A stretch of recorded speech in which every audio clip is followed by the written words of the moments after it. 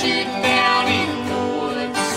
He wouldn't leave it even if he could. 'Cause life is good, yeah! Hickok45, your internet shooting companion, coming to you from the beautiful hills of Middle Tennessee. I'm not sure how beautiful they are right now. They're getting pretty barren, despite what you see in some videos that we did a few weeks back, right? But anyway, it's still the hills and the woods. I was just out in them, and even though there's hardly any leaves, well, there are just dried leaves, of course, here in almost January. It is January.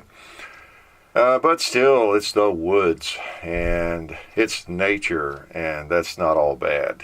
Nature's just doing what nature does, right? It dies down and comes back in the spring, at least in this part of the country. And I know a lot of people that I hear from, maybe overseas, in the desert over there, serving the country, will mention how it's nice to see the change of seasons and everything over here. They miss it. Or just people who live in an area where you don't have the change of seasons. There is something nice about it. Of course, it's below freezing today, and so that's not one of the nicest things about it when you're out and around trying to shoot, doing something important. I mean, I have stuff to do. I have bullets to sling, firearms to test, targets to set up and paint. I don't need 28 degrees, but that's what we get. Got to take the bad with the good, don't you? Yeah, we're right here in the middle of Christmas, New Year's, and all that going on. And I hope that you have had, a great, Christmas season, holiday season, whatever you call it, whatever you celebrate, Hanukkah, whatever it might be, or nothing.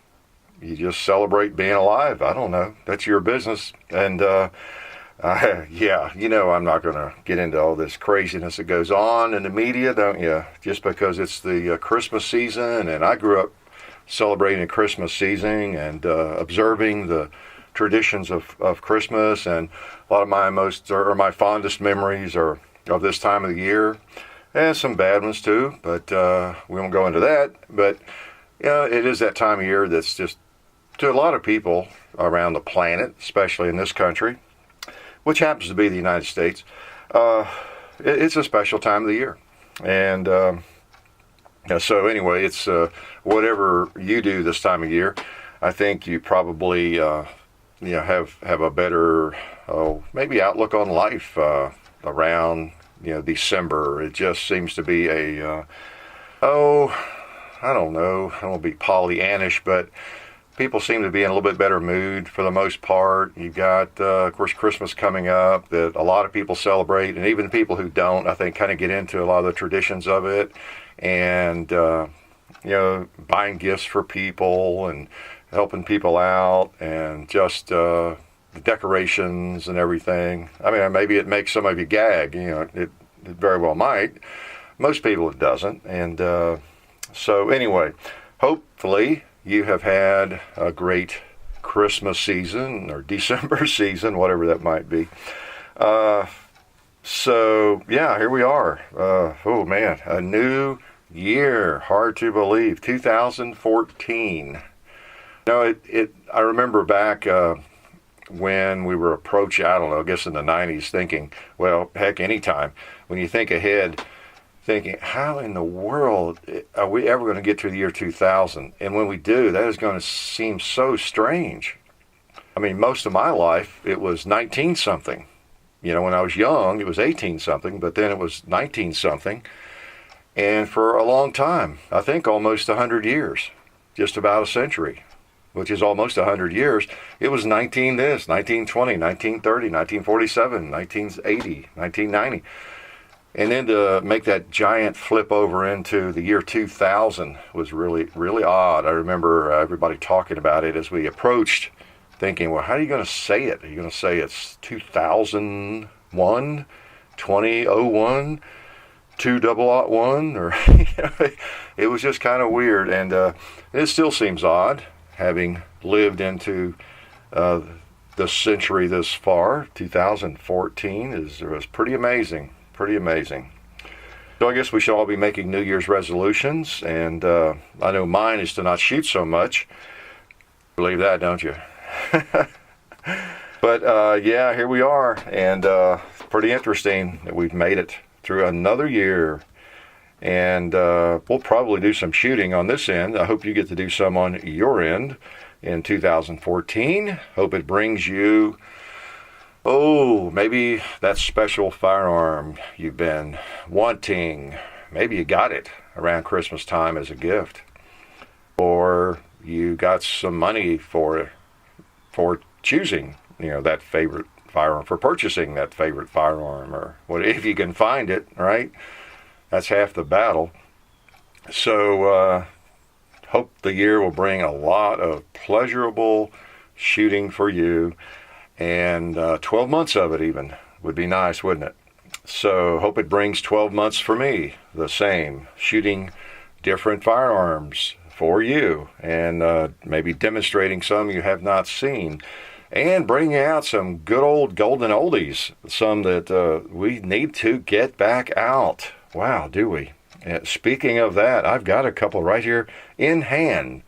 I was just over on the range. I don't know what we need to name these things. You'll see, I've lived through about 28 years. I haven't named the hills and places on the place, but it's where we do the Chapter 2 rifle shoots most of the time.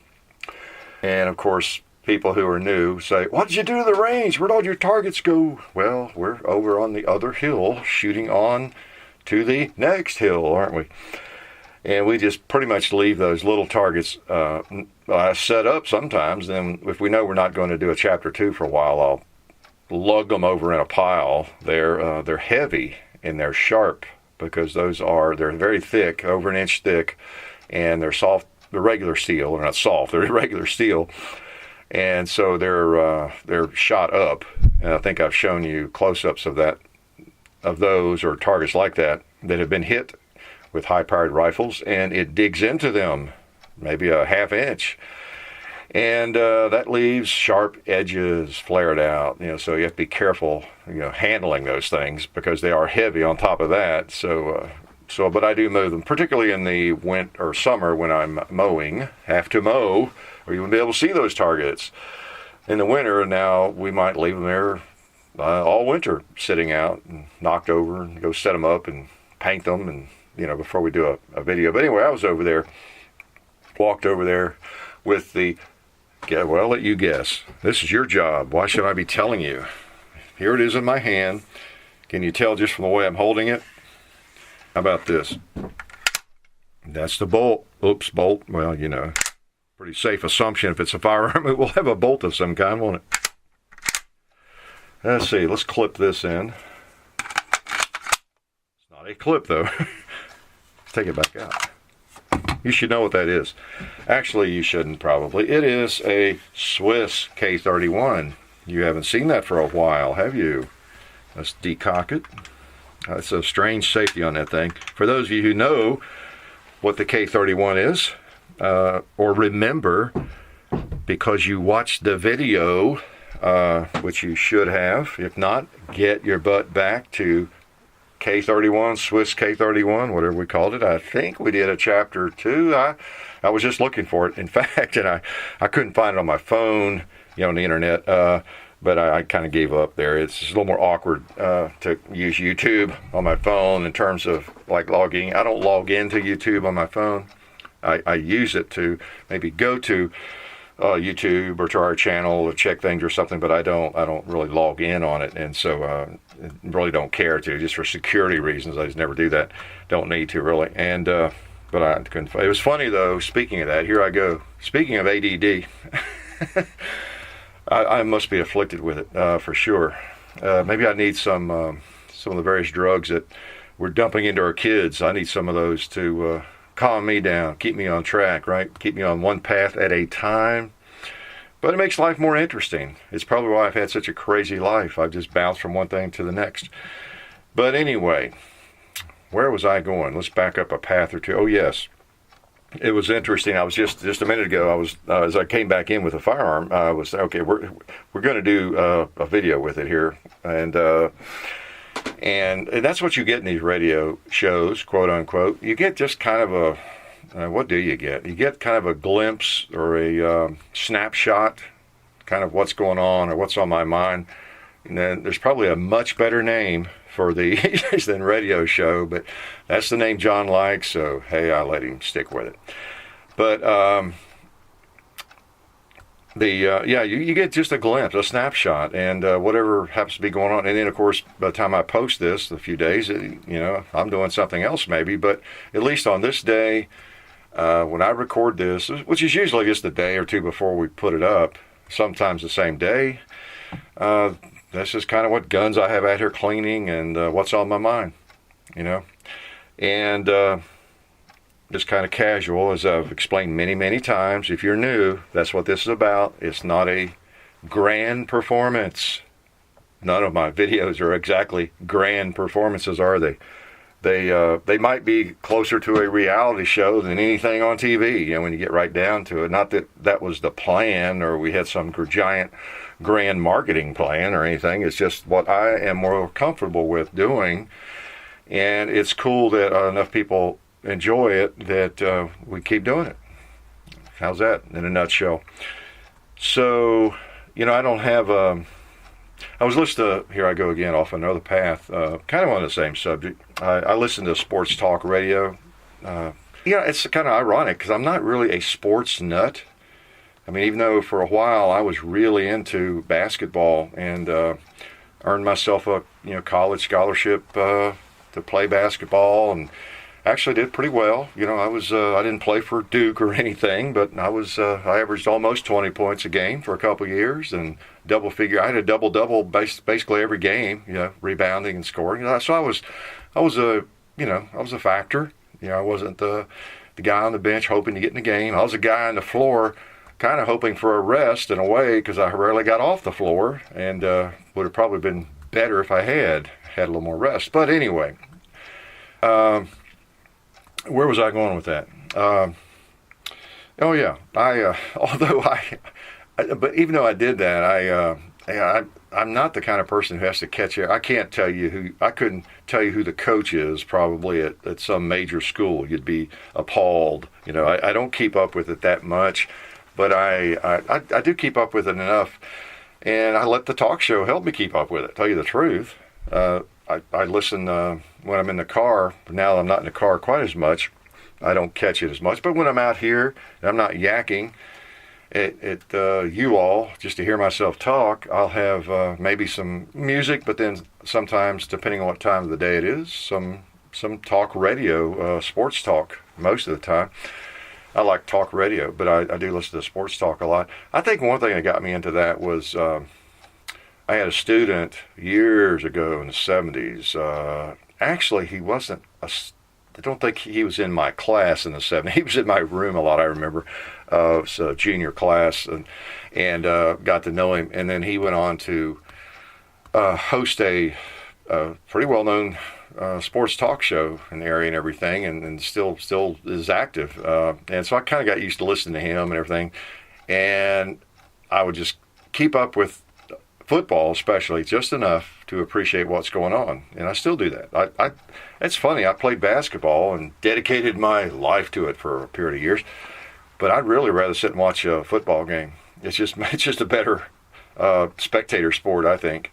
I really don't even. I used to watch basketball some, especially NBA, but I gotten where I don't watch that much unless it's some playoff games, maybe.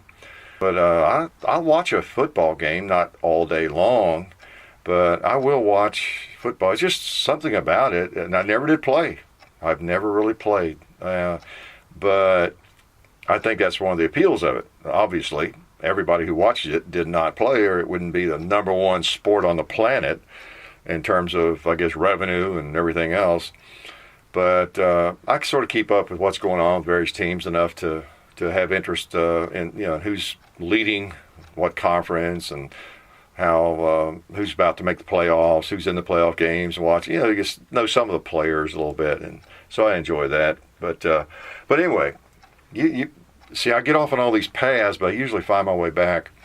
I was reminded as I was listening to some, actually it wasn't the talk show I was, referring to there earlier, the former, associate or student. It's other talk shows, the bigger national shows you hear on ESPN and just other shows. But these guys, these talk hosts, some of them I cannot stomach. I really can't. You might have a similar feeling, some of you, but it's so interesting.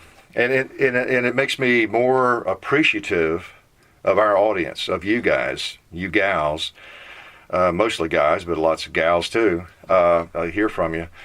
Not groupies, unfortunately. Just often it's somebody's wife, with a request of some sort for her husband. But anyway, I am so appreciative. I'm reminded that I don't have to have this what would you call it, a big voice, or this big shtick, as you might call it.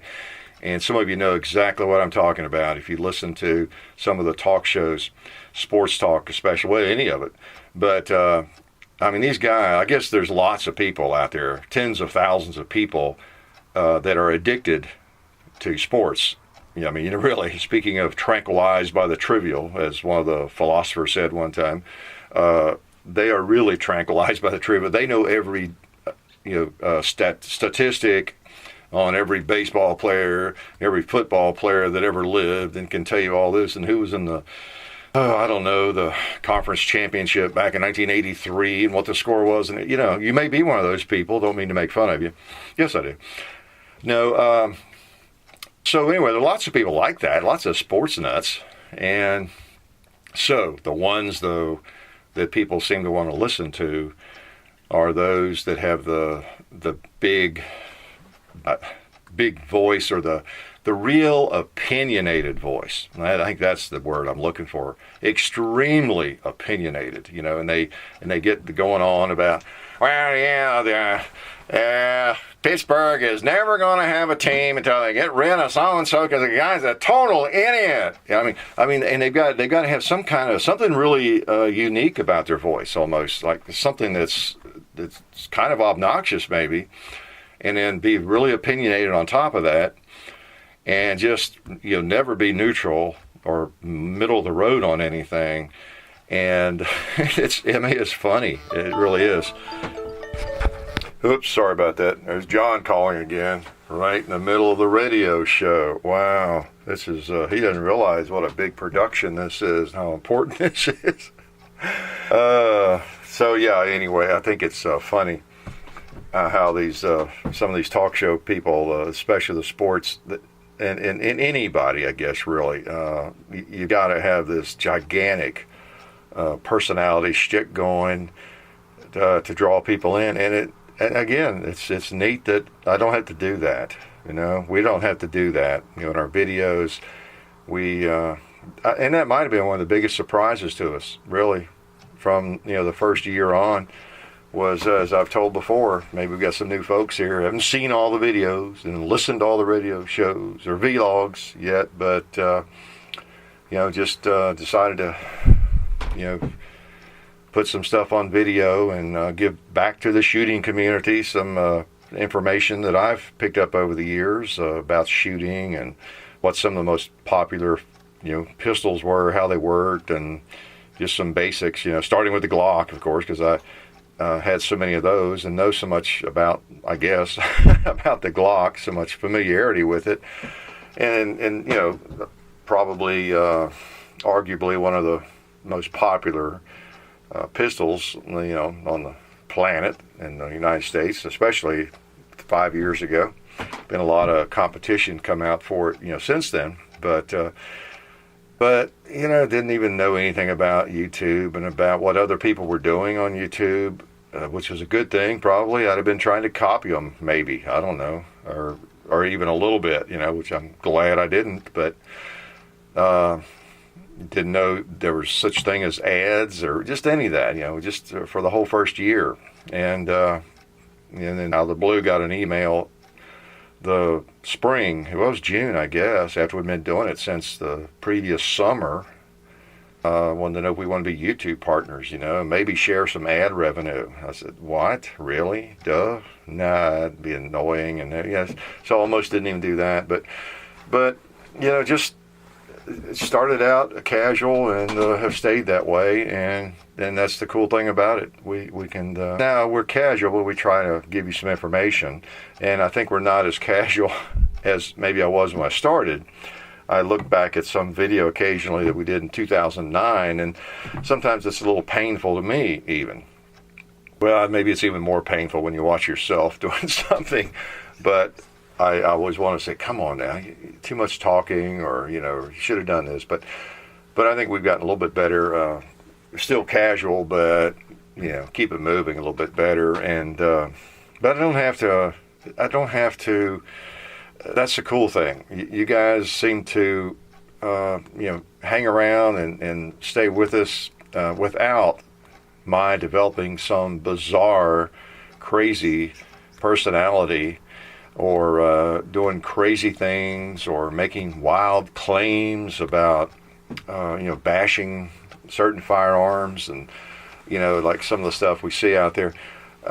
It's just really nice. It's really nice not to. It's nice to have a fair amount of whatever you'd call it, I guess, viewership or success, just being yourself. For the most part, I'm just myself, and that's really, really nice.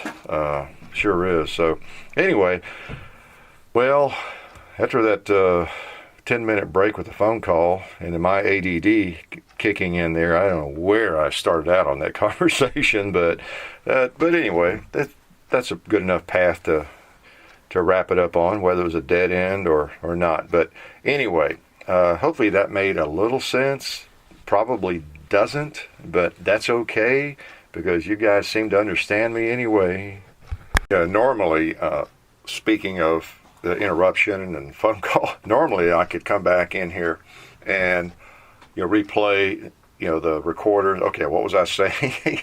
As I have pointed out, my recorder, I can't do that with it. It's weird. I have to upload it to the computer before I can hear it. And you'd think I'd buy a new recorder. I mean, my gosh. As an afterthought, I'll stop and buy ammo, 3 boxes of ammo that cost more than this recorder does. But I don't know. I'm used to adversity.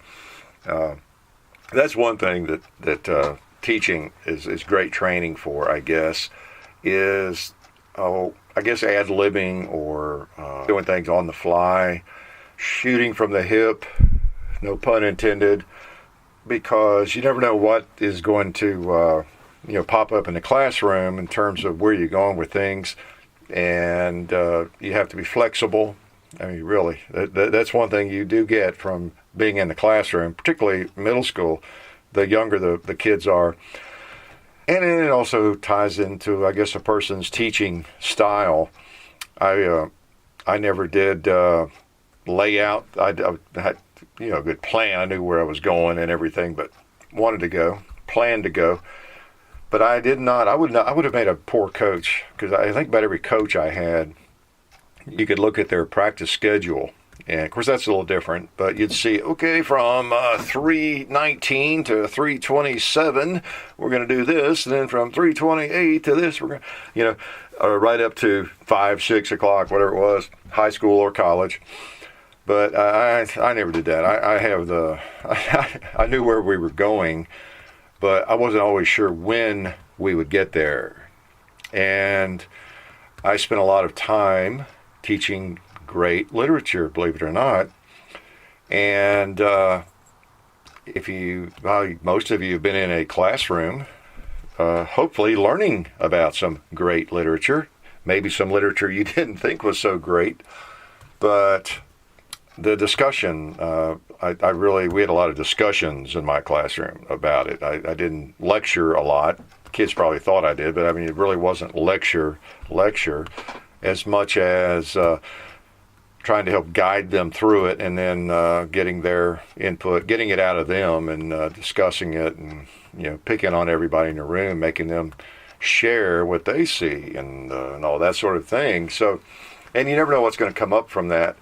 One of the most absurd things I always thought a teacher could do is have his or her little outline schedule for the period or the week or whatever, and we're going to get to this chapter today and this page, or to finish this novel today or this short story, and come hell or high water, and then just ignore, whoever has anything to say that might have been very thought-provoking or very interesting that we need to talk about, or that just or something might come up.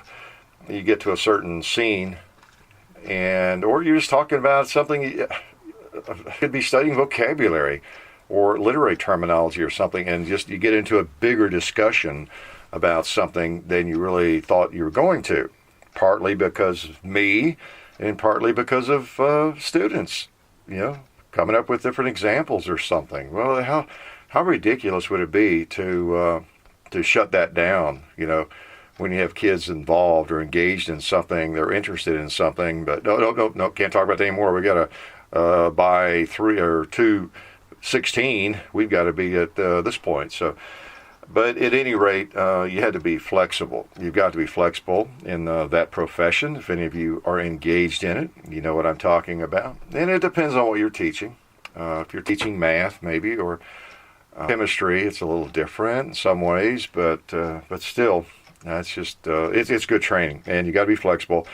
And it was pretty good training for me, probably for what I'm doing now, because once John turns the camera on, that's it. And we go generally, up 15, 20, sometimes 30 minutes without an edit point.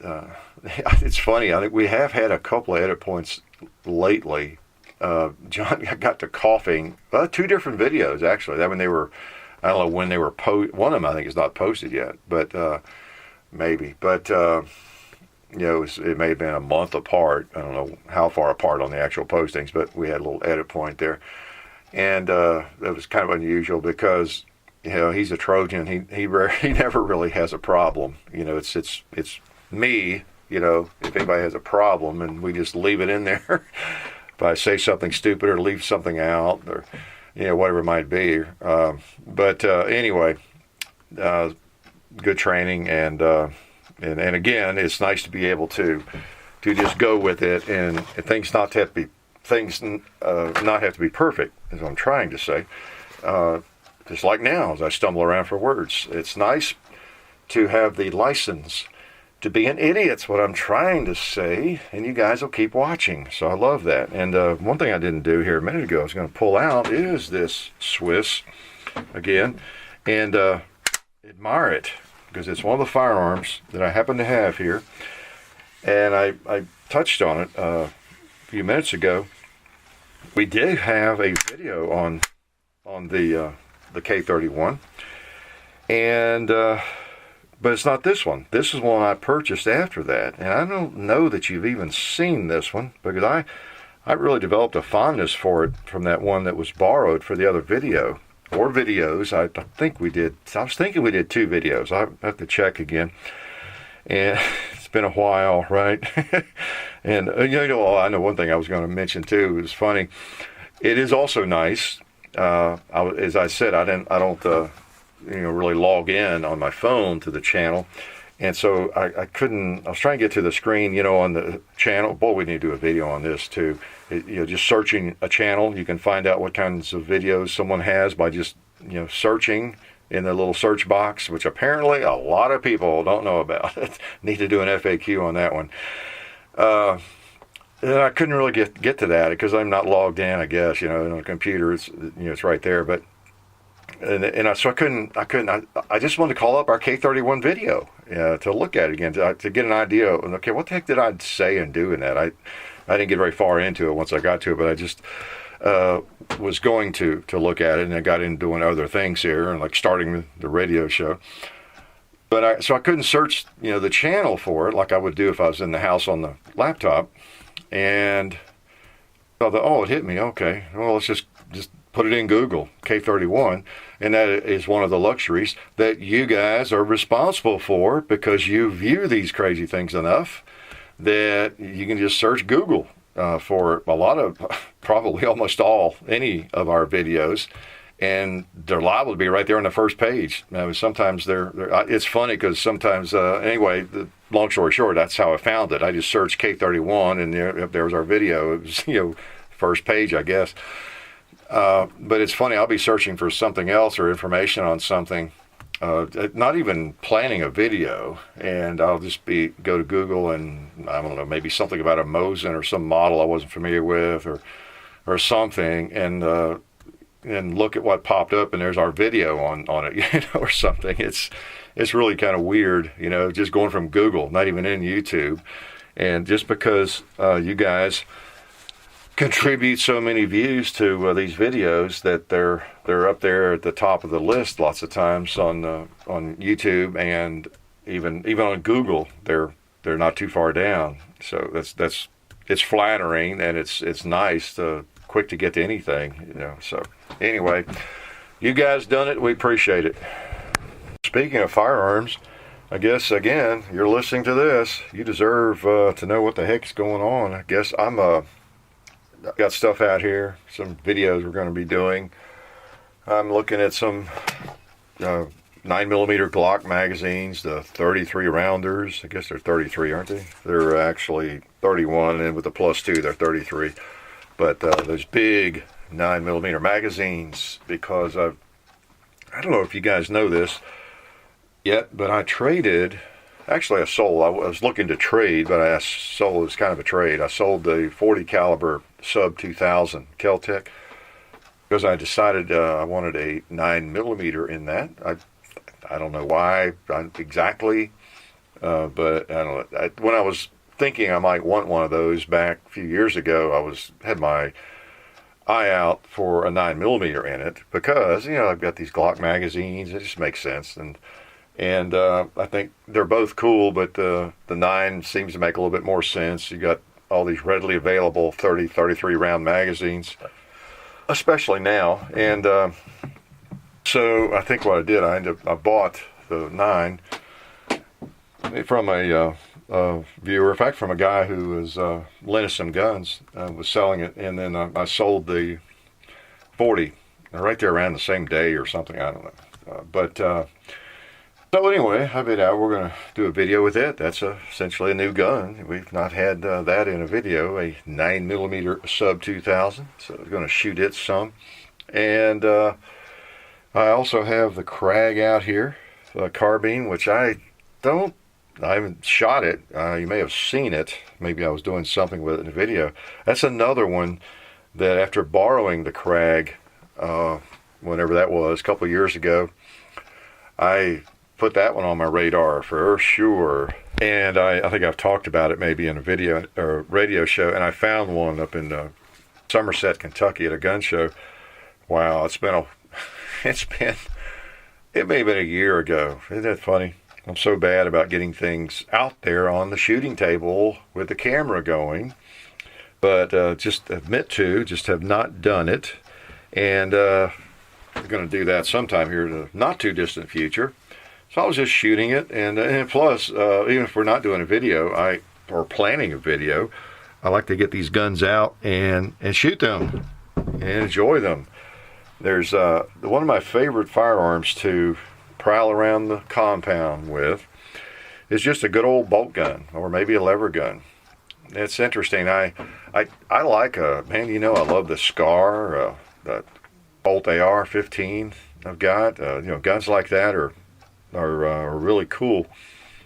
But it seems like on a day like today, or if I'm just going to prowl around the compound and take some pot shots, I end up with a bolt gun or a lever gun, or a Colt single action, or a revolver of some sort, more often than not.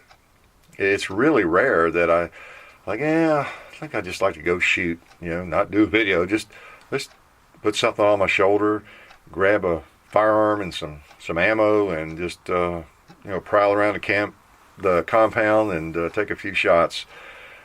I just rarely ever drag along one of the black rifles for some reason. Occasionally I do, because I like them a good bit.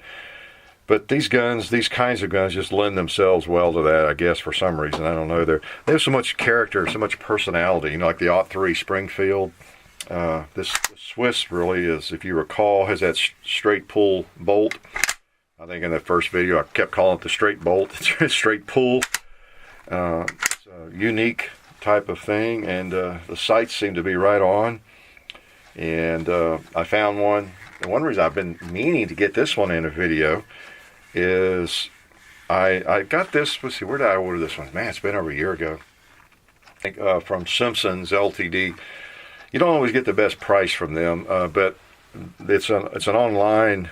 Well, it's a company, you know, up in Illinois. I think they're the ones that are in Galesburg, Illinois. I think SimpsonsLtd.com, something like that. And I mean, I don't get anything from them. Don't mean to give them a plug unnecessarily, but you know, that's where I bought a couple of firearms that I was really interested in finding. You know, it's kind of like I don't buy guns online much, but if there's something like that, I decided I wanted a K31. Now, how many times are you going to find one of those in a gun show exactly like what you want? You know, for any price. You know, I mean, you'll run into one here and there, and they're either junky or some modification, or they're totally beat up or something. It just depends, you know.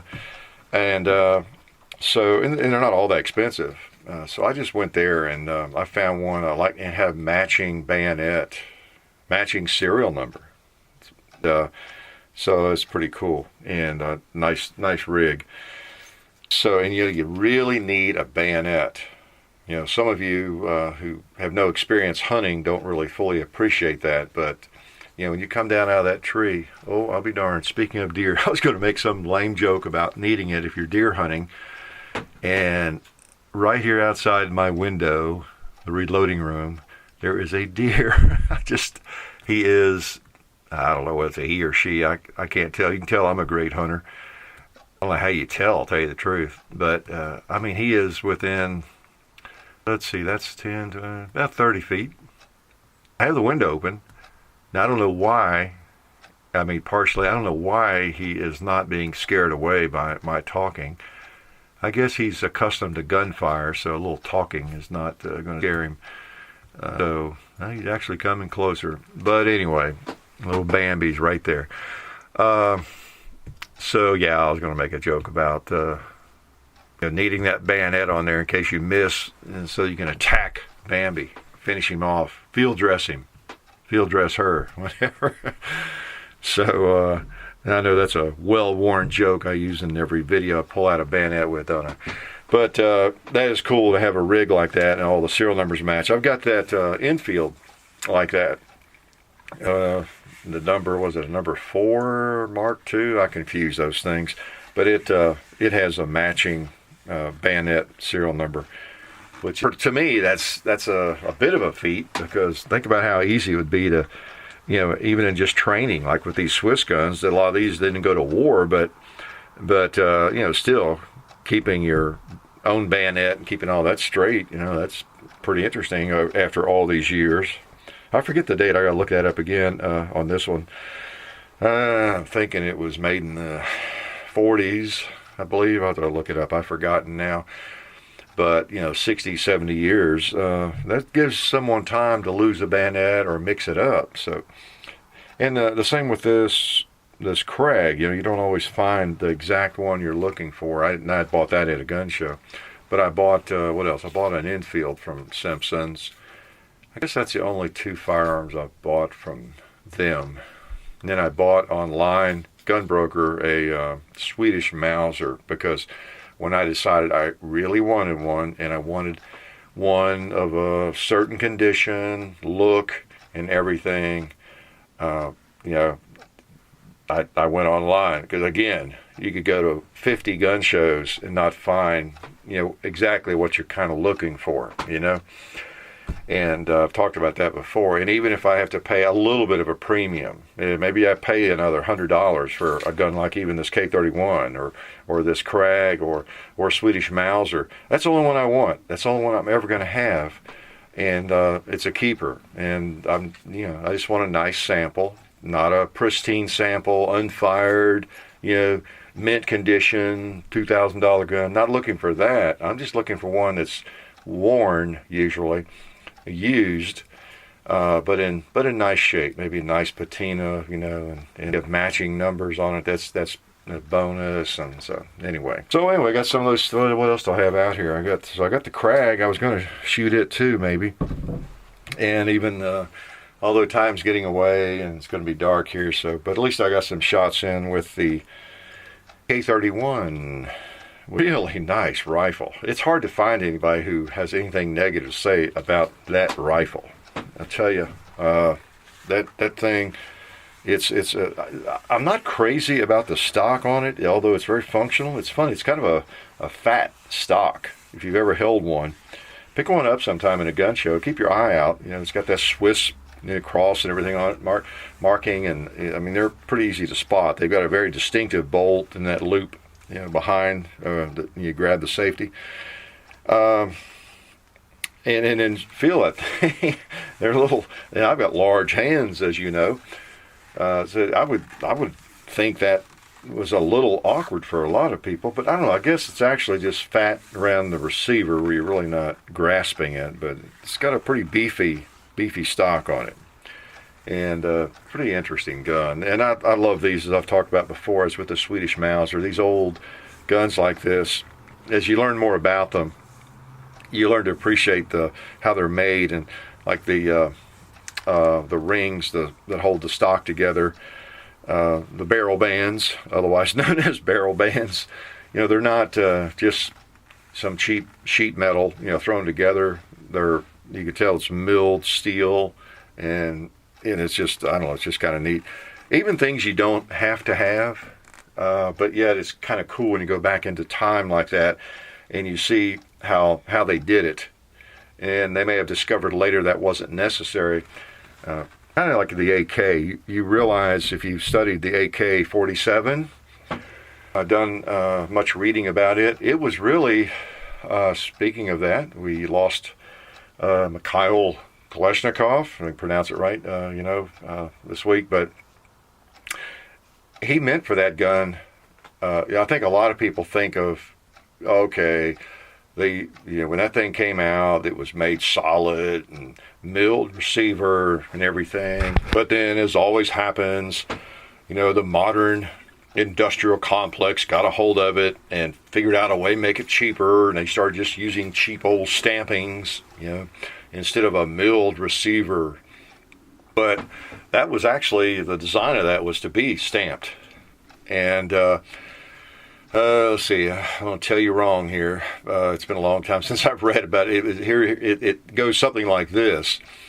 They were able, in Russia, I guess, they were able to make the numbers of those that they wanted by milling them at the time, the early ones, because, I don't know, maybe it was labor. They were able to actually get the labor and the manpower to mill those receivers, out of whatever blocks of steel and everything. That was, ironically, that was more doable than, it turned out that was more doable than the stampings, and creating the stampings the way, the machinery to do that at the time. And although that's what the thing was designed to be, stamped, as most of them are, and so the milling was, in a way, a compromise. They didn't really want to do that initially. That wasn't the plan, but they couldn't afford or get the stamping machines they needed or something like that. I don't know, but interesting. And I think you could shoot my arsenal for about 200 years every day. I don't think it's going to fall apart because it's not milled, not a milled receiver. But again, be that as it may, I wouldn't mind having one with a milled receiver, even if it's not necessary, even if it's heavier. It might be kind of neat. I wouldn't mind having two AKs. I'm a little sick. I like to have two firearms it's a favorite or a firearm I really like. Quite often I will have two of them. Don't ask me why. I'm just sick. Of course, you get backup parts and all that. You get the benefit of that, and plus a little variety. And if I'm going to have a second AK, it's like a lot of you, come on now, admit it, you got 2 ARs, right? Maybe 3 or 4. And if I'm going to have a second AR, I look at them quite often, different types, and I'll be in a shop somewhere and see one. And I don't want to buy just another one like what I have. I've got a really nice one, that SGL-20. I mean, it's tops. I mean, that arsenal does a great job, in the history and Russian connection, the Bulgaria and how they make those. If you study how those are made, where they come from, and how they're put back together and modified to be the more like the originals, when they get them to Nevada and all that, and they're just done well. You may not like Arsenal for some reason, but it's hard to argue with the quality on those things. So I can't really beat that in terms of quality, and just a cool gun. And so if I get another one, I'd like something different about it. Probably a folding stock, that would be different if it's long enough to enjoy the stock, and maybe a milled receiver. I don't know. I may end up with another Arsenal. I don't know. They have some interesting models there. Those SAM models. I've seen 2 or 3 that are kind of interesting. I may end up with one of those. Saw a Yugo model in a gun shop recently. Serbian, supposed to be well made. It's all wooden. I'd like to have one, just the classic AK with the wooden furniture on it, if it was long enough for me, just so I could enjoy it. Because I've told this before, I had a go around with KKs back in, I guess, the 80s. I had a couple of different ones and ended up trading them off because they just were not shootable with that length of stock. They're just not made for somebody my size at all, and so they were no fun. Now, I get grief sometimes. I'll see comments on the Arsenal videos about what an ugly stock, and that's not what an AK is supposed to look like, and all that kind of thing. Well, yeah, you're right. Maybe the originals didn't look like that, but the AR you have in your safe probably doesn't look like the originals either. I've got an old A2. It's a big old long thing, and you don't have an adjustable stock on it, and the sights are different. Everything's more primitive about that too.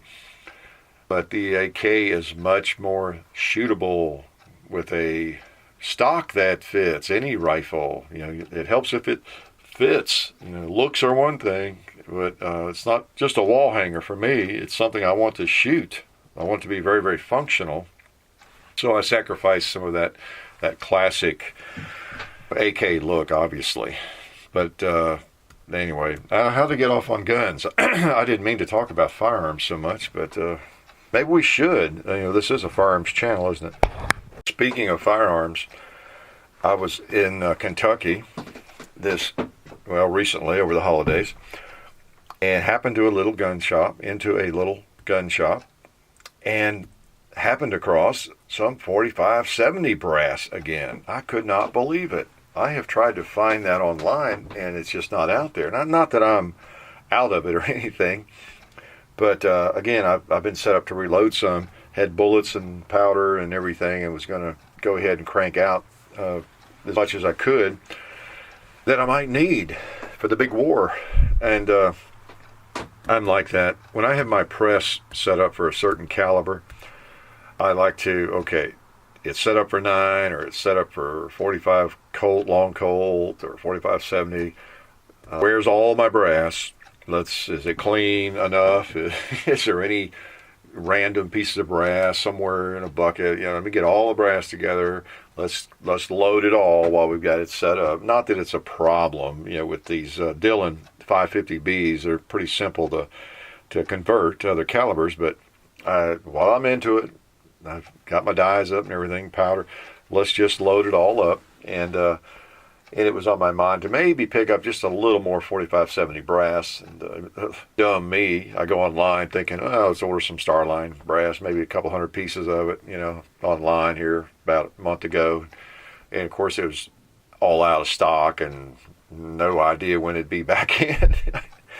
And I got looking around, and so much of the brass was out of stock and back ordered and all that. I thought, wow, run on 45-70. I know there's a shortage, but and you understand that with 9mm and 40 caliber and everything else that's popular. So many people buying firearms and getting into reloading, getting into shooting, and that kind of thing. But 45-70, there's a big run on 45-70 brass. A little surprising, but that's the case. And so, ironically, I've run into it at gun shops instead of online. And so I overdid it, I guess. But I was in this little shop, and they didn't really have a lot of stuff. But I noticed some bags of brass over there, kind of stacked, up on top of it. But I could tell it was big brass. There's just something about 45-70, a bag of new 45-70 brass. It's hard to hide. It was trying to hide under some papers or something, and I could see through the bag. I said, that looks like something big. So I asked the guy what that was. Is that 45-70? He said, yeah, it is. He had 5 bags of it, 250 pieces, and he wasn't even sure what to charge for it. He had to call his owner or somebody. Finally, he called, and the guy wasn't in yet, and they worked out what the price on it all was going to be, a very fair price. I bought all of it, so I am the proud owner of 250 new pieces of 45-70 brass, and I'm going to fill it all, and then empty it probably, right? Because I have some machinery I have some pretty good machinery for loading it. And on top of that, I have some pretty good machinery for unloading it. And you have seen, I guess, all of those. Yeah, I think you have. And in fact, I have 5 pieces of machinery that are designed to unload 45-70 brass. Yep. A couple of Marlins, a Browning 1886, the Uberti high wall, and, the trapdoor, Springfield. Got that little Marlin STP, that stainless one. Need to get that out again, don't I? That's a cool little gun. And what else? The Guide Gun. Got that out the other day. It was working on it. And I need to shoot that again. I tell you, life is rough when you've got this, this many firearms that need attention. I don't know. I may have to recruit some of y'all to help me or something, because I can't get them all shot, It's like having so many dogs you can't get around to pet them all or something. But, oh man, yeah, there's just something special about a 45-70 rifle of any kind. Yeah, you name it. The Uberti, made in Italy, but it's a pretty true replica of the Browning high wall. And it is, you saw it recently in a video, it is a cool gun. Needs to be shot some more. That Browning 1886, oh man, just doesn't get much more gorgeous than that rifle. Whether it's an original, whether it's a Browning, that one or what, just beautiful. And I know you've seen that in 2 or 3 videos at least. Man, you just want to slobber all over that thing. And the Marlins are kind of, they're special too. They're, I always think of them as more of a practical tool, or really a kind of a working man's rifle. They're cool, they're sexy, you get right down to it. Just not maybe quite as sexy as, the Browning or the Uberti even, or the trapdoor. But that stainless gun with what's it got, a 16-inch barrel? That thing, I could almost wear that in a side holster. It's so short. And then that Guide Gun is not very long either. That is a really cool gun. That is maybe my favorite as far as a modern lever gun. That is really cool. And I had it out here, as I said. I was working a little bit on it. I had a scratch. I bought it used. Gotta have to look at records. I bought it. Yeah.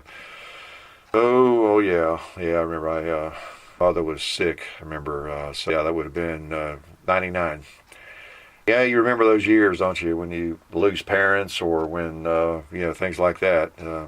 We had a ice storm here in '94.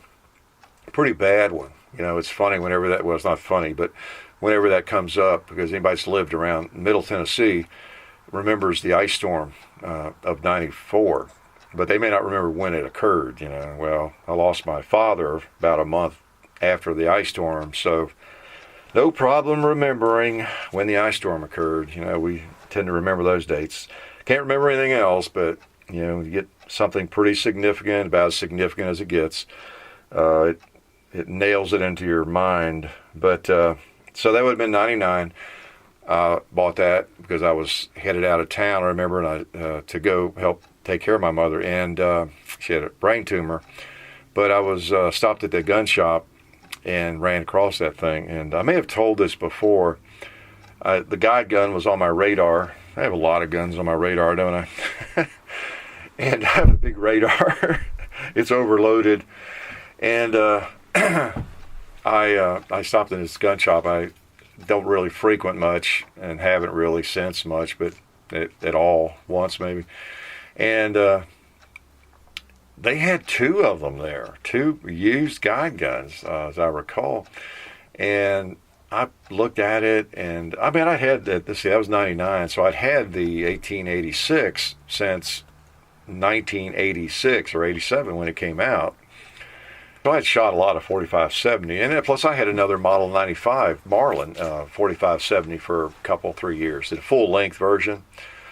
I'd shot and loaded 45-70 for at least 10 years or more, and not to mention at that time I think I had at the house the 458 Win Mag elephant gun, and also the 375 H&H, African hunting big game gun.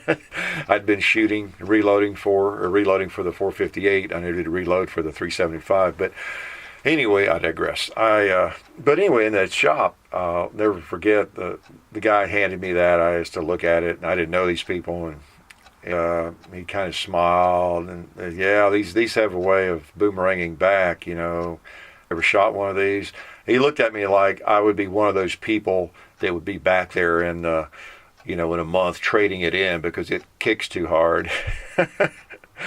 And he just didn't know. But so that's when I got that. Anyway, back to the story. I had it out here because you might find this interesting in YouTube history.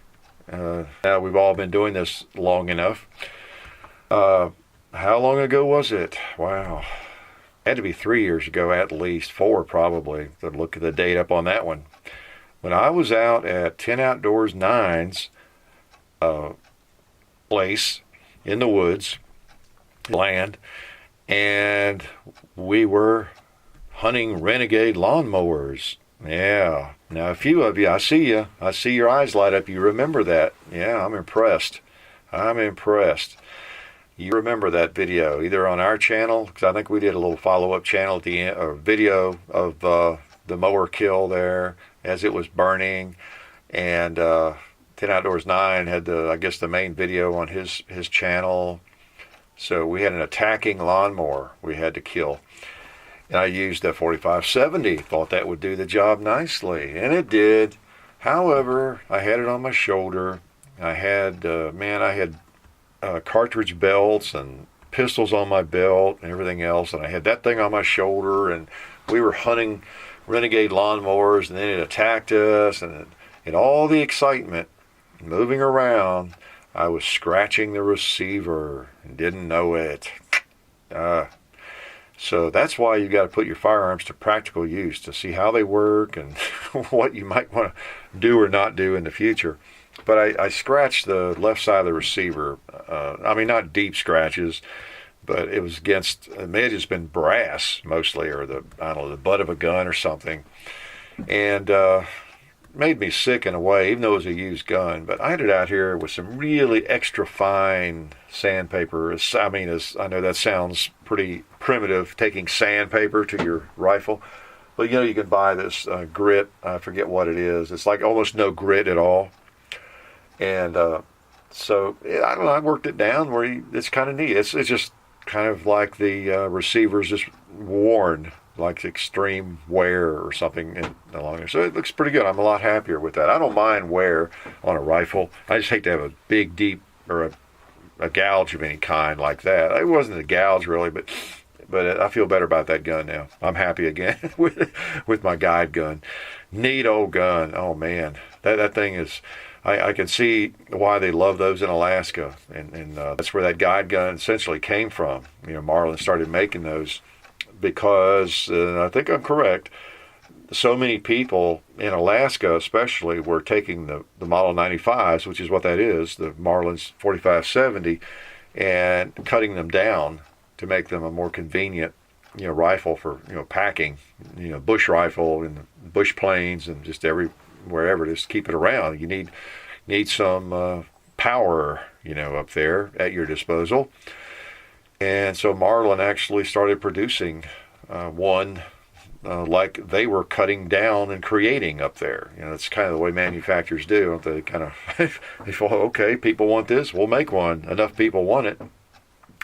Cool gun. Anyway, that's a lot of 4570 talk, but boy, that's just a really neat cartridge. It's neat even if it were invented in 1950. It's just a big old 45, 405 grains. You can even shoot 500 grain bullets in it. And it's great for reloading. Yeah, it kicks a little bit, but it's mostly just a big push to me. It's a big heavy push. It doesn't really hurt you. It's not a snap, like a 300 Win mag or something like that. It doesn't smack you hard. It just pushes you hard. And it's just a really neat cartridge, and it just happens to have the additional history associated with it. It wasn't 1950. It was 1873 that it came out. It was one of the first, centerfire rifle cartridges. I do my research. Was it the first? It wasn't the first centerfire rifle cartridge, I guess. Maybe it was. I don't know. But 73 was that big year. And that's when, the centerfire cartridges really hit. The 4440, in the 1873 lever gun, the 4570, the trapdoor, Springfield, all that came out together. The 1873 lever gun came out, the 45 Colt cartridge that year, the Colt single action that year. That was a watershed year in, firearms and cartridge development. And they were all, centerfire cartridges on top of that. Up to that point, it had pretty much been rimfire cartridges, and not all that many to boot. Again, in our recent videos, I've talked a lot about that history and the cartridges. Even though Smith & Wesson had the 22 short, in 1857, and then 32 rimfire, and some of those there, in the early 1860s. The Henry rimfire cartridge in 1860. Through the 1860s, you had some rimfire cartridges, even some big bore rimfire cartridges. The Spencer, the Henry, and then Smith & Wesson started making their top break big bore revolvers there, and 69, 70, and all that. But they were rimfire until 1873, basically. So, a little history there. Didn't mean to get into. But it all has to do with firearms and my love for the 4570. If you don't have a big bore rifle, maybe you don't hunt. That's the irony, isn't it? I don't hunt. Isn't it crazy? I wonder if there's anybody else on the planet as crazy as I am. I have owned 458 Win mag, reloaded for it. 375 H&H, like I said. And then, of course, most of what I have now. You've seen it. 4570. I have launched so many 4570 rounds, and all sorts of them. And I don't even hunt. I've got 308s and 30-06 sixes. I've got so many great deer rifles. These two right here. Either one would make a great deer rifle, and have history, to boot. If I were a deer hunter, I wouldn't have to hunt too far. I see Bambi. He's not out there now, but. This is what I would use. I'd climb into a tree stand with this Swiss K31 or this Krag 3040, or maybe my 03 Springfield, a Mauser 8mm or something. Yeah, that's what I would climb into a tree with, at least in this part of the country. Now I know if you live out west and you're gearing up for long shots, it's a little bit different proposition. But back east here, in so much of middle America, yeah, that's why the 30-30 is the round that's taken more deer than anything, in history. It's good old lever gun cartridge. The distances are not that great. And plus, by the nature of it, for deer hunting, the way you hunt deer, like I say, I don't hunt, but I know a little bit about it, as you don't necessarily stalk deer. Most people in this part of the country, you get into a tree or behind a tree or in a tree stand, and you wait for them to come to you and get within range. And you're in the woods, so you're not even going to see one probably if he's further than 50 yards or 40 yards. So just any good rifle of adequate power makes a pretty good deer rifle in this part of the country. Well, we're right in the middle of winter here, and cold weather. We'll still get out and make some videos. John's a little bit under the weather as I speak, and some days are just really not good at all for getting anything done in terms of videos. But we'll still probably post a couple a week this winter. I don't know. Maybe it'll be one some weeks. I don't know. Or maybe I'll just do a radio show every day. How's that? See how much you can take, how much you can stand. We'll get out and do some videos, but just the numbers may not be quite as prolific, but we've got some ideas and I've got lots of stuff to do, more than we can ever get done, but in gun offers and different things. So you'll be seeing us. I might be a little chilly out there, but we'll post a video or two every week probably, and got some ideas, a couple things I want to do that I don't think anybody's done. At least one of them we were going to do maybe tomorrow. I don't know if we'll probably do it later next week or something. But it just brings up a point. I don't really look around to see if something's been done. I figure with our viewership, it doesn't matter if something's been done. It's funny almost if we do something that has been done by somebody, occasionally somebody will make a comment. Oh, so-and-so did that. Well, okay, happy for them. We've done it too. I think our viewer base gives us a license to do whatever we want to do because it's just we haven't done it on our channel for our viewers. Is what I guess I'm saying. If we didn't do anything that somebody else had done, firearms or whatever it is, we probably wouldn't do anything, hardly, because lots of things are being done out there, but they've not been done yet in the Hickok45 idiotic fashion, right? But we got some things we're going to do, and lots of firearms we need to get to. And man, it's getting, I know I always say this, it's so busy, so busy. It takes me so long to get through messages and different things. We get lots of offers for this and that, and try to figure out what it is, and just dealing with that and making a note and saving the information in case we ever want to do it, or whether it makes sense later. It's becoming a management nightmare in some ways, but not nightmare. It's a good thing. Really, it's a good thing. When I say nightmare, I mean just a challenge would be a more appropriate word. I'm glad to have the nightmare. I'm glad to have the challenge of having lots of offers on things, and it'd be really easy to get away from what we do. Yeah, it really would. But we are going to work at just keeping on and doing what we do. So, but anyway, any way you can help on the channel, I would appreciate it. Again, and a lot of you do. Just with people, it's an enormous number of new people, of course, every week, because the growth rate is, I don't know, we average, I think it's around. It just depends on the month. It changes, fluctuates a little bit, but it's well over 1,000 new subscribers every day. So you think about the numbers of new people that are going to come on. They're going to ask, well, hey, how far away is the gong? Or how tall are you, Hickok? Or now the one I really need to work on somehow. I'm not sure. We need to do an FAQ video, I think. See if you agree. on how to search somebody's channel. I think and suspect a lot of people just don't know you can even do that. You go to someone's channel and just search, plug in 1911 or K31 or whatever, and it pops up with whatever they've done on that firearm. I think there's a lot of people, either that or they're just lazy. Obviously, we see a lot of questions where people could Google and find the answer. So maybe part of it's laziness, but they just ask. And as we started out, the videos are the thing. Anything else, as I constantly say, anything else that we get done, it's still kind of the gravy. It really is. It's just extra.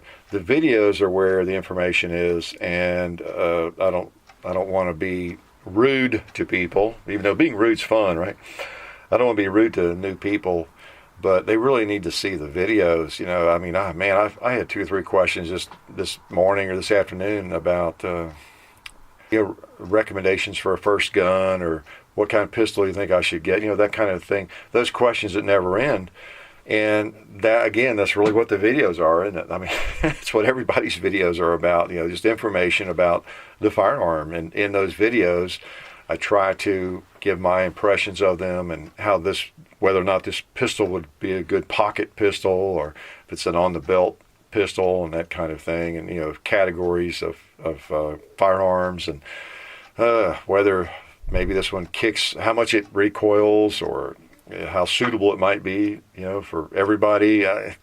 We cover that, and it's in the videos, and I can't write an essay, to answer, which is you need to do. You need to ask them a lot of questions, Think about that at this point with the activity that we have on the channel.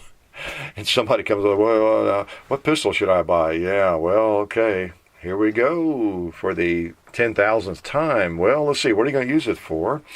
How much experience? There's those basic questions that people need to ask themselves, and then that kind of thing. So any way you can help is deeply appreciated. Not just by me, more so by those people that are new to firearms, and boy, there's a lot of them, and we all should be very thankful that there are so many new people into firearms and looking to get a carry gun or a carry permit and all that kind of thing. So we really want to encourage them to go the smart route and to consider all the questions they should be considering.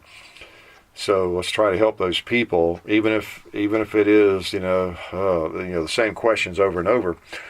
My point is, I'm running out of time to answer them, and I just can't take the time almost anymore to answer all of them. I still try to eyeball every question, and as I've said before on the Facebook now, I'm using that more.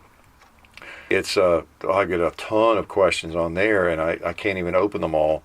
So if you're on YouTube, or you're on Facebook or Twitter, wherever you are, just assume you may not get an answer, and please assume I'm not being rude. I just can't get to everything, and still have a life and do what we do, okay? So we want to continue making videos, and I don't want to, wake up one morning and say, this has been great, but I just can't do it anymore. I don't want to get to that point. So maybe I try to do too much sometimes, but help out there when you can with those people, and also let them know. Maybe I'm gonna send them a private message. If a lot of you can answer all those same questions, or you can give them the questions they need to be asking themselves. You can do all that, and many of you do. And send them a private message even, or answer online, or however you do it. But and I'm sure a lot of you do that. But just jump in there, and we're in a way a gigantic educational focal point. I think the channel really is. It's a lot of people come there every day. I think the daily views are up around 300,000 now, and so there's just a lot of people tuning in, and many of them have questions, and so if you ever wanted to be a teacher, there's your opportunity. And try to do like I do. Of course, I try not to give anybody wrong information, and let them know it's your opinion. It's fine with me. Some of you know me well enough. You say, well, I'm not Hickok. And I see those comments. It's funny. I'm not Hickok, but you probably ought to. Hey, that's great. Don't ever feel like you're going to step on my toes by jumping in and answering a question. I'm asking you to do that. Okay?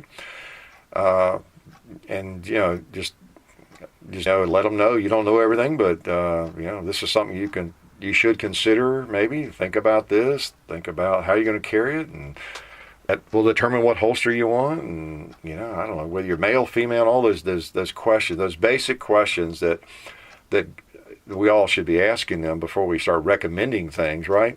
That you hope gun shops do. There are still gun shops, I'm sure, around where they just guide you into a certain gun, but and sometimes that's good too with if it's an educated guidance, of course. But you have to know some things about people. It's like someone asked me, what car should I buy? I don't know. How many kids do you have? How much do you drive? Can you afford gas for a gas guzzler? Do you need a small car? Do you drive 1,000 miles a week? So there's 6 or 8 just basic questions, aren't there? Whenever somebody is asking that question, what ladder should I buy? What house should I buy? What gun should I buy? What would be a good carry gun? So that's the exchange I don't have time for. And my basic just instinct is I need to start asking them questions and then go back and forth with them, which of course I don't have time for. So maybe you can help out there and be an educator. I know there's a lot of knowledge out there, so put it to work. And maybe also remind people, search the channel and all those kinds of things. And I'll eventually get everything in playlists, but searching the channel is a great resource. I use it. I use it on other people's channels and find things that I didn't know they had. It's great. By the way, this new Google Plus thing and all that transition is still pretty weird, isn't it? I think I've posted about that and talked about it a little bit. Y'all are aware. It might be another thing to remember and maybe help new people out with, or people that wonder where their comments went. Now, it could be something obnoxious, or again, it's a thread that was going the wrong direction. I've made that pretty clear over the years, even though, again, you got over 1,000 new people every day. They don't know. We want to be family friendly. I know that's an overused phrase, but we really do. That's part of our mission, to get everybody. And I get messages every day about people so happy that their kids can watch and they can let them watch them and they can watch them together and that kind of thing. To me, that is extremely important. That is very important. We're working for the Second Amendment, and if there's anything more important than that, I don't know what it is. And I just don't want, and older people, even older than I am, grandmas and people. I mean, I'd like for them to be able to come to the videos and not just see a bunch of trash. There's going to be some of that. You can't keep it out. And I'd like for, again, I can't micromanage everything, but ideally, I'd like for when people come new to the channel, to any gun channel, and they're looking up information on guns, to see that the shooting community is comprised of people just like you and me, just regular folks, and not people looking to shoot somebody and arguing and threatening to hurt each other. All that stupid stuff, and just laced with the most awful language you can imagine. Think about your daughter, your son, who might be 10 years old or 12, and they tune in and they're watching a video and they're trying to learn something about whatever it is, some rifle, and they go down through the comments to maybe learn a little more or something, and think about what which we all do, what you'd want them reading, and so things go crazy. I'll just delete a whole string. I don't even read it all. This has got to go away, So don't be offended now if you lose your comment or something. But what I was going to say is so many things are going to spam. You probably noticed that on your channel. It's crazy. I'll go occasionally. I'll review spam or whatever it is on the video there. That's changed now. And you go in there and there's 50 messages in there, and half of them look fine. But you got to click on every one individually, go down through and read them. And I do some of that, but I don't have time to do I don't know what it's all about. It's really weird. I know that if this is one thing that people don't seem to have gotten the message on. If you put any kind of link in a comment you post, just assume it's not going to get posted. It's going to spam immediately, if not sooner, apparently, because it's just not there. If there's a link, if it even looks like a link to anything, it's just not going to be out there. Which is good in a way, because our videos now, and that's been the case for a while. There are a lot of folks trying to use it as a sales channel, sales avenue for whatever promotion, and that definitely does not work. It's gone, and so I don't know what they did. They stepped up the filter on all that for sure, but in the process, a lot of just normal comments, and I'll look in there. You can look on your channel, and you'll see things that are in the spam folder. That how did that get there? Why is that there? And it's not even anything that would have offended other people, other viewers that would have voted it as spam or whatever you do now. That's changed too, I think. So who knows? But YouTube has definitely undergone some changing there, and of course the Google Plus, which I really don't go to Google Plus. If you're a Google Plus aficionado, sorry, I'm not even sure how to use it. I've gone over there. I went over this morning and was looking around and all I could see are videos and then some comments under the videos, but I don't know. It didn't seem like there were enough comments on some of them, or maybe it's just not used very widely. I don't know. I get way more comments on Facebook, when I post a video. I mean, it's the same videos on YouTube. I don't post anything on Facebook that's not on YouTube. I mean, typically what I do is I post the video, and then I try to remember soon after that to go over to the Facebook page and post it there too. Because people have told me, some, that they use Facebook a lot, and they are able to view the video actually better through Facebook on their mobile or something. I don't know. A couple have told me that, so I try to remember to do that. But it's the same video. I don't know. There might be a situation where we would post something over there. I don't know. Maybe it's I don't know. Maybe that would be something I should think about. If it's a non-gun video, maybe I want to do a tour of Tennessee or something. Post it over there. I don't know. We have tried and have been successful, over the years, to keep it a shooting channel, I think, pretty well. We've been tempted at times, and we may be somewhere, and and a lot of people would have put a video in there that's about something kind of random or has nothing to do with shooting, and probably a lot of you would enjoy it or be interested in it, perhaps. But we've kept that almost to a minimum and almost to nil. I mean, we do our vlogs and we do those kinds of things. We do a wide variety of things, but it's generally related to shooting. So, but I don't know. Maybe Maybe some people have another channel for doing other sorts of things. Maybe on Facebook, short videos of something else would be okay. I don't know. I hadn't thought about that much. But anyway, thought I'd clarify that. We're getting the Facebook thing is really growing, and again, lots of questions come up over there. Makes me almost sorry I started getting so active over there. I'm only sorry in that I can't keep up with it all. I wish I could clone myself into about 6 people, and that's the only regret. I love interacting with you all. I love to run into you and talk with you and answer the questions that I can. I just can't get to everything. Making the videos is still priority number 1, and enjoying life, So anyway, a little inside baseball there, just stuff about the channel. Let's see if there's anything else here we need to talk about with firearms before I let you go, because I know you got to run, you're busy, you got lots to do. It's a new year. I know something else I was going to just let you know. I'm still working on that Springfield 1863 Civil War rifle that you've seen posted on Facebook. The picture of it, if you haven't, get over there and check that thing out. It's not a lot of pictures. It's just one basic shot of it. I think did I put a picture of the bayonet I got on there? I think I did. Found the bayonet for it. And oh man, I've been working on the bore. It felt a little rough down in the chamber area, and I'll bring it out here to the reloading room when I'm out here just doing anything. And I did that for about a week, just soaked it in ballistol and run a patch up and down there. I mean, it's feeling pretty smooth and feeling pretty good.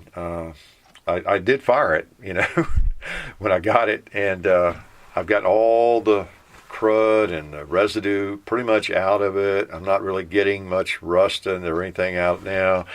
I'm hesitant to fire it right away. I want to get that thing just as clean as I can get it, and just checking it out. I've gotten Nipple. I ordered some things for it from, where was it, the Quartermaster Supply or something online, a company that specializes in these old Civil War rifles. And what did I get? I got, I forgot what they call these things. You stick down the bore. They're wooden with a brass tip, maybe. It's an interesting name. I didn't know they even were called. They're like a stopper for the end of the barrel. I was reading online about something. I didn't know what they were talking about. This is what they were called. I forgot what it is now. A trunnion or some kind of weird name. And someone also advised against them, I recall, for getting moisture down in the barrel. It won't let moisture out, but I don't know. I always keep so much ballistol in there, and I keep it soaked in ballistol too. I just soon have it plugged up. There's not going to be rust up here in my barrels because I don't even worry about drying them out. I keep them coated with ballistol, and I'll dry them before I shoot them. But what else did I get? The nipple wrench. Got one that was issued. In fact, I think it is an original. I believe it is. I don't think it's a reproduction. Maybe it is. I mean, it didn't really matter. But it's pretty neat. And I'm not going to become a Civil War reenactor or anything. I don't have time for that. But I may figure out how to make some cartridges like they use, the paper during the Civil War. And I've looked online and seen how to do it and everything. I don't know. I might do that in a video at some point and just show the people who don't know, even though that stuff's out there. If you've ever been to a reenactment, and there's videos on that, but it might be kind of neat to have a couple of those and show how they bite the end off and pour the powder down and then ram the ball down in there. I usually just pour it in from a powder measure. But that might be cool. I don't know if I'll do that or not. But I really like that rifle. Oh, that is cool. It's one thing to have an old lever gun that was made in 1916 or something, and even the old Colt single action I have made in 1884. But boy, when you go back to 1863, and you've got a rifle here you're working on and shooting that was actually used in the Civil War. That's taking it on back. It's almost hard to fathom. It's pretty cool to think about. Not that it's cool to think, oh, this gun killed somebody. There's still people that come on the video. You see postings, I'm sure, occasionally. It's not very often. Where do we see that the most? Luger, PO8 video, Mauser video maybe, where else? Maybe an Uzi video. I mean, you'll have people, come on there and just, it's just rare. It's just occasionally, periodically. I don't know how you could have a gun like that knowing it was used to kill, Americans, or it was used to kill Jews, or it was used to kill so-and-so. And I mean, you can just, the frustration, you can just see it, in their comment. They just can't imagine you owning a firearm that it's like you're anti-Semitic or something for even owning a Mauser, or shooting or even touching a Luger and all those kinds of things. And yeah, if I even answer them, I have made the point a few times that I know to some of those comments that that's the same emotionalism that the anti-gunners are eating up with. They're basing all their decisions and their outlook on strictly emotions, not common sense, not real common sense or logic. And boy, it's scary when you have policy or laws driven by emotion. But on the other hand, I mean, yeah, all of us can appreciate that is kind of that's powerful stuff in a way, but it's an inanimate object. I don't know. Any of us might have a firearm. Any firearm you have ever bought used. I mean, if you think about it, it might have been involved in a murder. I don't know. But, I mean, I say it doesn't matter, and, I don't mean to sound callous. It matters if somebody was killed, of course, but that's just a piece of iron. That's all that is. That's all that is. So, it's like, I don't know, like, oh, I can't lie in this hospital bed. I can't have my surgery done in this hospital bed because, 5 people died in this bed.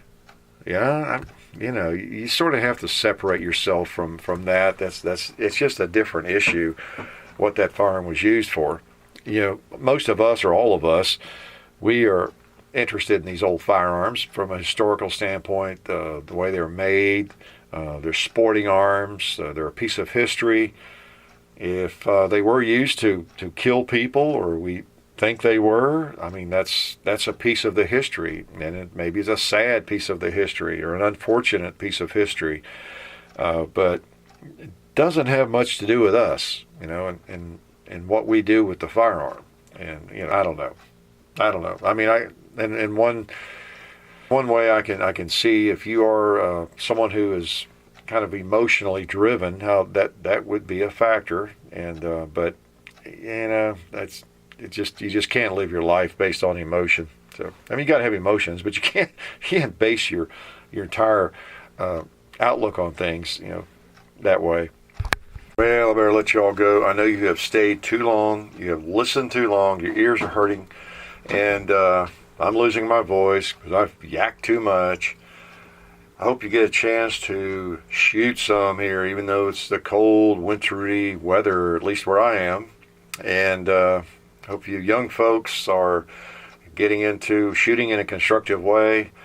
And if you are a youngster and you're listening to this, I probably don't have too much to worry about, because you are, I don't know, you must be kind of dialed in to the Hickok45 channel enough that, well, I don't know, I guess it sounds egotistical, or I'm patting myself on the back, but I think if you are 16 or 18 or 20, whatever, 12, and you're watching the videos regularly, and especially if you're listening to this, you must have a pretty good sense of the right and wrong of firearms, I think, and what it's all about, or this would all be kind of boring to you because we don't blow up enough stuff, or I talk too long or talk too much. So you must be on the right track, I think. You're looking to learn about firearms, and you're not turned off by revolvers or bolt guns or suppressors or whatever it is we're doing. So if you're a listener here, there's no need to give you any advice, probably, because you're on the right track. And again, that may be egotistical, but I'll say that anyway. I think you're on the right track if you enjoy all the stuff we do. Okay, but all of us need to be reminded, don't we, regularly about the safety issues. None of us is perfect. Any of us could have a mishap, unintentional discharge, or we could point the gun the wrong direction.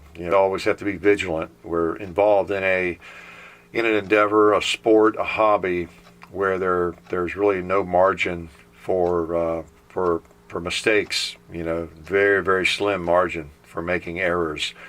And it's like driving, and you have to treat it that way every time we're around a firearm. That's why, and I get criticized for pulling the trigger so much, working the action so much, and all that. I try to exaggerate safety and overdo it, if nothing else. I want to be reminded constantly that firearm is unloaded. And as I pointed out before, sometimes because the camera is running, I need to check more often. So that obsession is even stronger when the camera's running, probably. But you cannot be too safe. Again, there's a laser beam coming out of that barrel. folks that have not been through competition or range officer training or anything like that, if you've not been out on a range much with other people, maybe you've been called down because of your muzzle direction or things like that, and you think some of that is a little overboard or somebody's being a little too picky. You've got to just always exaggerate that safety factor. Pretend that laser beam is coming right out of the bore. Got one in there, and anything that beam touches, it's going to cut. It's going to kill it if it's human flesh especially, okay? So just imagine that wherever you're pointing that muzzle, even if it's for a split second, as you're pulling it out of the case or it's on the table, you're moving it around to load it, whatever you're doing, that it's those are the things I think are helpful. I just, to this day, I try to pretend that there's a laser coming out of that bore, and that also I try to move in kind of slow motion. It's a kind of slow motion. There's nothing cool about whipping that gun around too fast. I've told the story about, when I was a range officer in IPSC matches, USPSA, it bothered me. I don't care who it was. It was a grandmaster shooter or whoever it was. Some of those guys, they're so quick, they felt like everything had to be quick. And, at the end of a string of fire, you're running through a stage, and I'm with them or they're with me, range officers right there at your shoulder. And you give the command to, okay, unload and show clear and holster. And they do all that on your command, unload and show clear. You show the range officer the action and holster. Well, they would do that so fast sometimes. They just, and they'd slap it in their holster real quick if you weren't careful. And, we'd have to say, okay, I didn't see it, that chamber. Is it clear? And, okay, now holster. It's like they get points or something for unloading and reholstering at the speed of light or something. Well, that just can breed an accident. So go into slow motion when it comes time for that. Time to reload, unload, moving the gun around. Don't make people nervous. Don't make people nervous. That's why you've got to exaggerate safety. You may think you're safe. You might know, quote unquote, you're safe. You might know the gun's unloaded and all that. Nobody else does. So just always try to exercise the utmost in safety. That's boy, you can ruin the whole sport for you, the hobby, the endeavor. You can ruin it for you by having an accident that actually creates injury and puts a kind of a black mark on you if you even have an accident and nobody's hurt. But you just don't want to do that, because the more you mess with firearms, the more likely that is to happen. Think about it. It just is. More often you climb a staircase somewhere, you're going to maybe trip once out of 1,000 times or stub your toe once out of 1,000 times. That doesn't seem like much. You must be pretty agile and coordinated. But that one time, what happens? Same with firearms. It's 1 out of 10,000 times. We just don't have that safety net as much, that margin of error. Just remember the Cooper's 4 rules of safety. Observe them and they'll get you through. So anyway, enough preaching, and it's been good to talk to you. Y'all been pretty quiet again today, but maybe that's because I was being so brilliant. Is that it? Nobody took issue with anything I said? Not yet, right? Oh, well, anyway, I've enjoyed chatting with you here in the reloading room with all the cool stuff, the cool brass and guns today that are out here. We've got to get back into the house, lock up, and I'll talk to you later, man. Y'all have a great rest of the week or two. You've been listening to the Hickok 45 radio show. See you on the range.